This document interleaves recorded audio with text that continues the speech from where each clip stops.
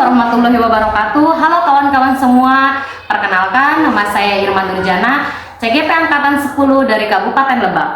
Pada kegiatan kali ini, saya akan melakukan kegiatan pra-observasi untuk melaksanakan aksi nyata supervisi akademik pada modul 2.3. Pada video kali ini, saya akan ditemani dengan rekan sejawat saya, yaitu Ibu Mimi Sundanya. Baik, langsung saja menuju kegiatan pra-observasi. Assalamualaikum Bu Mimi. Waalaikumsalam Bu Irma. Bagaimana kabarnya Bu? Alhamdulillah hari ini dalam keadaan sehat walafiat. Alhamdulillah ya Bu ya. Ibu dalam keadaan sehat. Alhamdulillah baik. Baik Bu Mimi, pada kegiatan kali ini kita akan melakukan kegiatan pra-observasi yang tujuannya nanti agar ketika Bu Mimi melaksanakan kegiatan observasi, Bu Mimi lebih percaya diri ya, lebih siap. Insya Allah. Jadi nanti kita akan ada beberapa pertanyaan ya Bu ya pada kegiatan pra-observasi ini. Boleh ya Bu ya?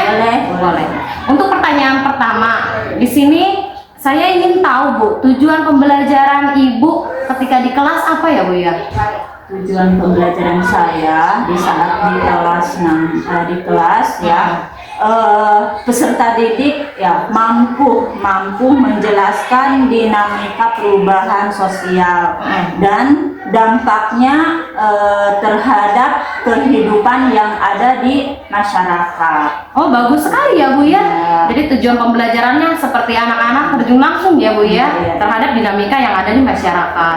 Pertanyaan kedua di sini, area pengembangan yang akan Ibu kembangkan terhadap peserta didik.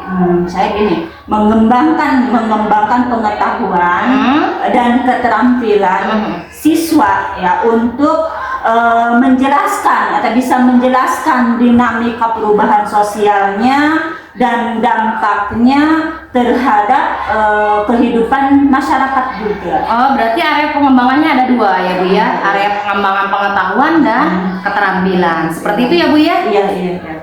Pertanyaan selanjutnya di sini, kira-kira model atau strategi apa yang akan Ibu gunakan ketika observasi nanti? Model nanti saya setelah ada di kelas, setelah berhadapan dengan anak, saya sebagai guru akan menyiapkan modul pembelajaran berdiferensiasi ya, berdasarkan kesiapan siswa yang diintegrasikan dengan pembelajaran sosial dan emosional. Nah itu yang pertama. Yang keduanya saya akan melakukan setiap pembagian kelompok dengan anak sesuai dengan kemampuan anak-anak atau keterampilan anak-anak dan keaktifan siswa atau keaktifan anak-anak di kelas seperti apa. Itu yang kedua. Nah, yang ketiganya saya menggunakan model pembelajarannya berbasis masalah atau problem basic learning. PBL ya?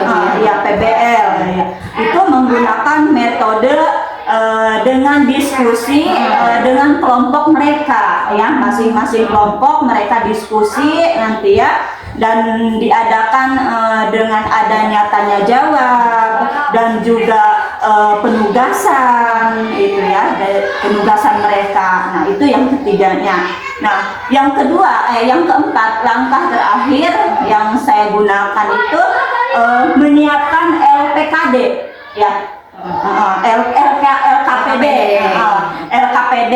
Nah, itu yang disesuaikan dengan kebutuhan belajar siswa. Berarti sudah sangat lengkap ya Bu ya. Di sini mulai dari Ibu akan melaksanakan pembelajaran berdiferensiasi. Yang kedua menggunakan model PBL ya Bu ya. Berarti anak di sini akan belajar dengan berbasis masalah ya Bu ya. Pertanyaan terakhir ya Bu ya, sasaran kelas mana sih yang akan Ibu gunakan untuk kegiatan observasi nanti? Sasaran kelasnya insya Allah akan di kelas 9D ya, 9D, dan nanti mungkin pelaksanaannya hari Selasa tanggal 6. Oh tanggal 6 ya, Selasa tanggal 6. Oke, baik Bu Mimi ya. mungkin pertanyaan dari saya cukup ya Bu ya. Di sini saya hanya ingin tahu ya Bu ya, arah nanti kegiatan pembelajaran Ibu di kelas itu seperti apa ketika observasi. Karena nanti yang akan saya amati pun ya Bu ya sesuai dengan apa yang Ibu telah sampaikan tadi ya. Harapannya nanti kita bisa melaksanakan kegiatan observasi secara maksimal. Amin. Tidak ada kendala gitu ya Bu ya. Dan tujuan pembelajaran pun bisa tercapai ya. Jadi nanti kita bertemu lagi di hari Selasa tanggal 6 Agustus ya di kelas 9D. Ya Bu ya, sampai berjumpa kembali. Namun nanti Bu setelah kegiatan observasi ada lagi kegiatan pasca observasi ya Bu ya. Jadi cukup sekian dari saya untuk kegiatan pra observasi ini. Terima kasih atas waktunya Bu Mimi. Iya Bu Irma, sama-sama, mudah-mudahan sukses. Amin. Makasih ya Bu Mimi. Iya. Baik kawan-kawan, tadi adalah kegiatan pra observasi yang telah saya lakukan bersama rekan sejawat saya yaitu Ibu Mimi Sunaya. Sampai jumpa lagi di kegiatan observasi selanjutnya. Assalamualaikum warahmatullahi wabarakatuh.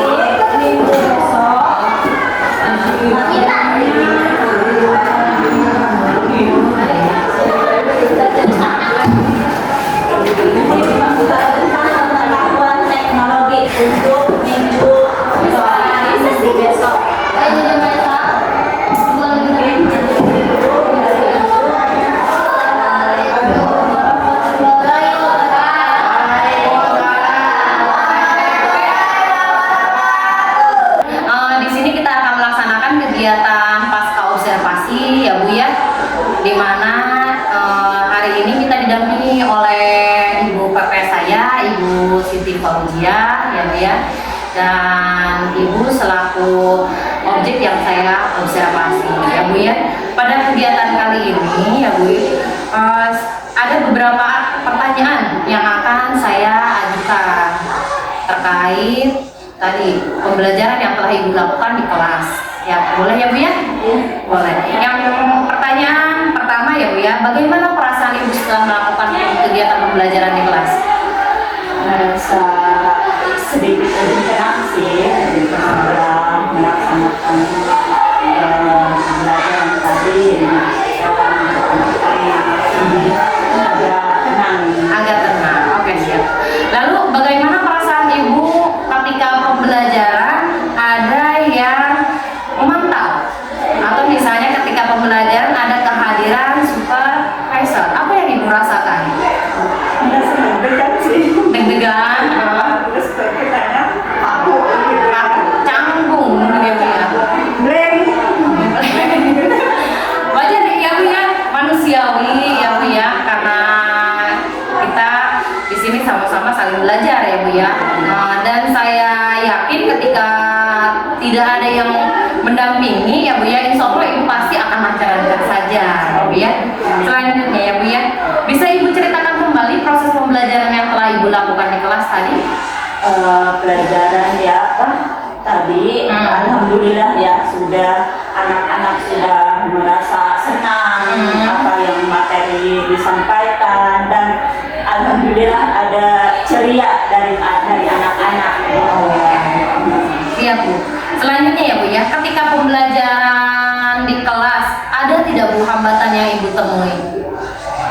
Ada sih, emang ada beberapa anak yang kurang aktif, ada yang aktif, ada yang kurang aktif ya.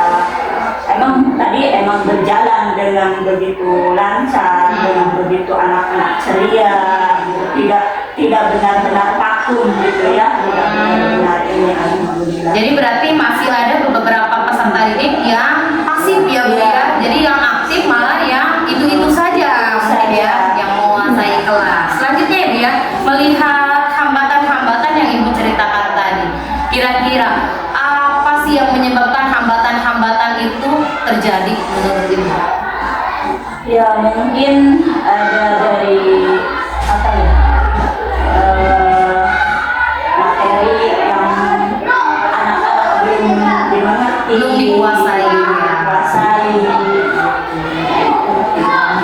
Mungkin ada tambahan nanti penggunaan media mungkin ya Bu ya. Insya Allah nanti kedepannya dari media pembelajarannya akan lebih diaktifkan lagi, akan lebih anak-anak yang menariknya gitu. Sudah bagus ya Bu ya, maksudnya Ibu sudah tahu hambatan yang Ibu alami, terus alasan hambatan itu terjadi ya Bu ya. Selanjutnya di sini, ketika kita melihat hambatan tersebut, kira-kira solusi apa yang akan Ibu lakukan? Insya Allah ke anak nanti akan diperbaiki lagi ya. Tadi media pembelajarannya akan diperbaiki lagi ke depannya. Berarti akan dibuat semenarik mungkin ya, jadi supaya yang aktif tidak itu saja ya Bu ya. Yang terakhir ya Bu ya, kira-kira kapan Ibu akan melaksanakan action atau rencana Ibu untuk memperbaiki hambatan tersebut, jadi agar meminimalisir hambatan-hambatan terjadi atau bahkan agar hambatan itu tidak terulang kembali. Kira-kira kapan rencananya?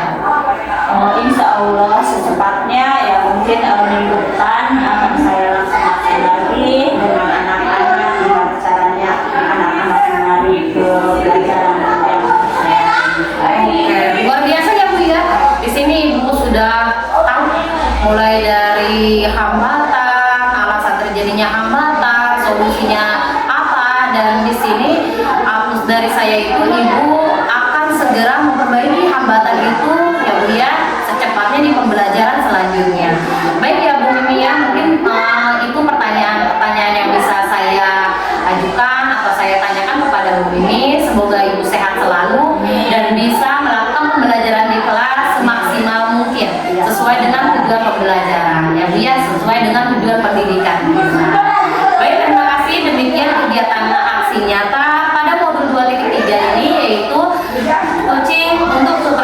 akademik. Semoga video ini bermanfaat